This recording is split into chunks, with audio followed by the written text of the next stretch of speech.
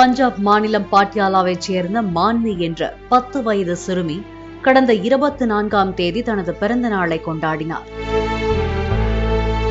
பிறந்த நாள் கொண்டாடுவதற்காக சிறுமியின் குடும்பத்தினர் ஆன்லைனில் கேக் ஆர்டர் செய்தனர். இரவு 7 மணிக்கு கேக் வெட்டி பிறந்த நாள் கொண்டாடினர்.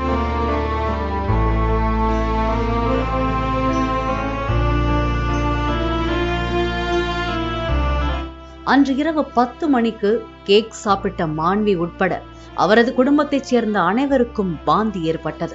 அனைவருக்கும் வாய் உலர்ந்து போய்விட்டது. மான்வியின் உடல்நிலை மிகவும் மோசமாகவே மருத்துவமனையில் சேர்க்கப்பட்டார். ஆனால் சிகிச்சை பலனளிக்காமல் சிறுமி உயிரிழந்தார்.